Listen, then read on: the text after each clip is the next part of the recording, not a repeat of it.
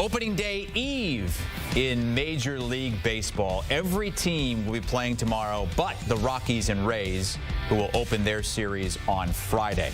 So let's get some player season-long picks with Matt Snyder. And let's start with American League MVP, Matt. Aaron Judge has won this 2 of the last 3 years, but it's pretty close in betting lines right now between him and Bobby Witt Jr. Who do you like? I like Bobby Witt Jr. I have the Royals winning the AL Central. I do not have the Yankees winning the AL East. And I think if all things are equal right there and the players are neck and neck, which they weren't that far apart last year, I think it would swing Witt's way this year. And it's not just that he's a more complete all-around player. I also think that voter fatigue really is a thing. And sometimes human beings naturally, even if not on purpose, even if unintentionally, I think they kind of get tired of voting for the same guys seemingly every year. And I think if Witt is neck and neck with Judge, that could well swing this thing as well. And I know that in other sports, people worry about like a New York bias or anything like that. Let's keep in mind that every single city gets the same number of votes for awards. So in this one, in the BBWA, there are 2 Kansas City votes. There are 2 New York votes, 2 for every city in that league. And really, I think Witt's going to have a better year anyway. So every single factor I go through the line, I'm all over Bobby Witt on this one. Judge has 2 MVP awards. If we're talking voter fatigue, maybe even more so in the National League, where Shohei has won 3 times in 4 years. So are you going to go somewhere else? Because Shohei he's not giving you much value there for the season, and you hope he stays healthy, obviously, if he is your pick. Well, here's the thing. As long as Ohtani stays healthy, he's surely going to win the MVP because, well, I don't think he's going to hit as many home runs as last year or steal as many bases. We're adding probably around 100 innings of him being very, very good on the mound to how good he is offensively on the team that I expect to be the best team in baseball in the regular season. So he's probably going to win the MVP, but that's boring, right? So let's go a little bit down the board. And I landed on Kyle Tucker. He was having an MVP caliber season last year when he got hurt. He actually was on pace to have over 9 WAR, which is a huge, huge number is for a position player playing the outfield, playing a corner outfield spot especially. Wrigley Field is easier on left-handers than Houston. I think it's called Dacon Park now in Houston. I always think of Minute Maid still, or even Enron. It is on left-handers. He's in a contract year.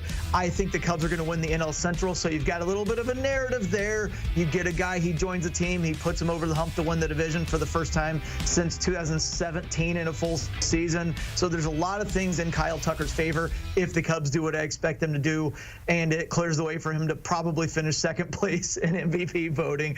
But you never know. And if Ohtani gets hurt, it leaves the door open. And that's a lot of value there at 14-1 for Kyle Tucker to win MVP in the National League. Let's go to Cy Young Awards, and we'll go to the American League. Skubal won his first last season, and he's the favorite going into this season. He'd be a good pick there. I apparently have Royals fever this spring because I'm going with Cole Reagans. Look, 223 strikeouts last year, only 5 behind Skubal. He didn't have to deal with nearly the workload that Skubal did in the postseason. I don't have workload concerns with Reagan. I think he's going to get up to 200 innings pitched this year. Again, I have the Royals winning the American League Central, and I think Reagans is going to have a slightly better year than Skubal. I do think they're going to be the 2 best pitchers in the American League, but I like Reagans here, especially at those odds. So, yeah, like I said, I guess I have Royals fever. About 9-1, and it's the 3rd shortest odds in the American League. Over in the NL, this is the one that many expect Paul Skeens to win. Finished 3rd last season as a rookie, and he's a pretty heavy favorite this season. Who do you like? Not yet on Skeens. I do think he's going to win 1 in his career, maybe even multiple Cy Youngs, but there's been a trend that has emerged in recent years. A couple of years ago, everybody said heading into the year that Garrett Cole had the best resume among starting pitchers who had never won a Cy Young. He finally broke through and won that Cy Young. Last year, I don't think anybody even would have picked him, but Chris Sale had the best career resume out of any active starting pitcher among those who had not won a Cy Young, and he went out and he won his Lifetime Achievement Award. I think it's Zach Wheeler's turn this time. Right now, he has the best career resume out of any starting pitcher who has not won the Cy Young, and he is going to have a much bigger workload than Paul Skeens. I could see the Pirates limiting Skeens' workload once again. I could see them falling out of the race in September and shutting him down. The Phillies are going to be in the race the entire time. Wheeler's going to pile up the wins. He's going to pile up the innings. He's going to pile up the strikeouts. I think this is Zach Wheeler's time, so I'm on Wheeler. Can get him around plus 650, and he's the second shortest favorite there behind Paul Skeens, the favorite. For Rookies of the Year, we start in the American League. You're going with somebody who made his debut late last season for the Yanks. Yeah, the Rookie of the Year is really, really tough.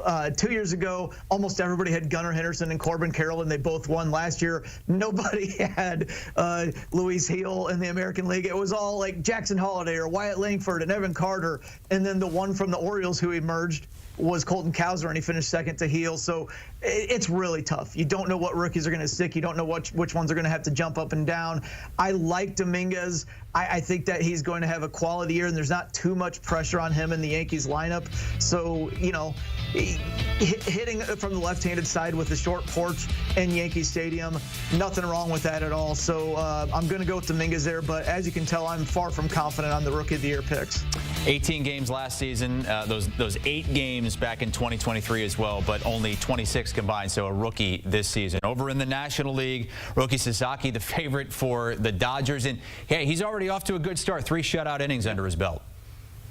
Yeah, and I went a little bit off the board on this one. I'm going with Jordan Lawler of the Diamondbacks. I think he has a really, really high upside in terms of talent. We saw him at the end of the year in 23 just a little bit. He was kind of mostly a pinch runner for the Diamondbacks as they made their run to the World Series. Last year, he broke his thumb. He had hamstring issues. He hardly played at all, but he still is supremely talented. He's going to start the year with AAA Reno. The Diamondbacks don't look like they have a spot for him. They've got Eugenio Suarez at third base, Geraldo Perdomo, who just signed an extension at shortstop, and obviously Ketel Marte at second. But if Lawler plays well enough in the first month of the season, I could see them doing something like either moving Suarez to DH or moving him to first base and putting Josh Naylor at DH and opening a spot for Lawler at third base. He's so talented. I expect the Diamondbacks to be in the playoff race, and I think that if it's something like Sasaki, who I think the Dodgers will limit his workload, versus a position player like Lawler, I think the position player is going to win out. So I went with Lawler here, even though he's a bit of a long shot. Yeah, another 14-1 there. You're giving us quite a bit of value there. 14-1 for a couple of guys, 9-1 for another. Matt Snyder giving us some superlatives before the Major League Baseball season, which begins tomorrow for 26 teams. 2 of the teams have already played, Dodgers and Cubs, but they're in action as well. The very first game, Brewers and Yankees, 3:05 Eastern time. Again, the only 2 teams not opening up, Rockies and Rays. They'll start on Friday. When you need your sports news all the time, we've got breaking news to bring to you. CBS Sports HQ gives you a snapshot of all the sports that matter to you.